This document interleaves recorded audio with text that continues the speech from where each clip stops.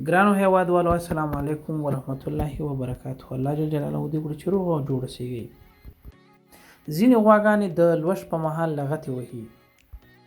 د لغتو د مخنیوي دپاره له کومو لارو څخه کار اخیستلی شو؟ د لوش په مهال د لغتو وهل عوامل ډیر دي.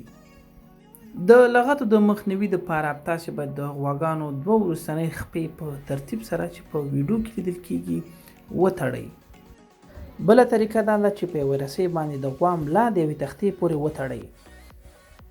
دا رسۍ باید د ګېډې څخه چاپیره د ملا څخه تاوې شوې وي او په همدې رسۍ باید تخته هم تړلې وي. دا کار کولی شي چې غواګانې له لغت څخه راوګرځوي. د دې ترڅنګ د غواګانو وروستنۍ لکۍ د یو تار په واسطه باندې یو ځای پورې هم تړلی شي. په همدې ترتیب باندې تاسو کولی شئ چې د ځانګړو قالبونو په درلودلو سره د غواګانو وروستنۍ خپې وتړئ تر څو خلاصول او بندول یې درته اسانه وي. په ویډیو کې تاسې ګورئ چې د زنګون څخه د وروستني زنګون څخه پاس باید او یا هم لاندې قالب واچول شي تر څو د غواګانو د لغتو څخه مخنیوی وشي. همداسې که قالبونه د زنګون څخه پاس او د زنګون څخه لاندې وي نو د غوا په کنټرول کولو کې مهم رول لري. لومړنی یا پورتنی قالب کولی شي چې غوا کنټرول کړي.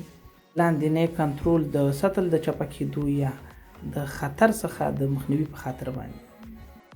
لاندینی قالب کولی شي چې د یو تار په وسیله یا د پړي په وسیله د یو ځای پورې کلک وتړئ.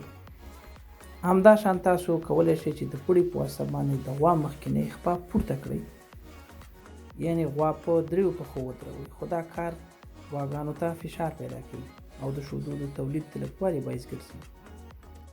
بله طریقه پیزوان دی. تاسو کولی شئ چې د پیزوان په واسطه باندې د غواګانو حرکات کنټرول کړئ. په راتلونکي ویډیو کې به موږ تاسو ته د لغتو وهلو په عواملو باندې خبرې وکړو.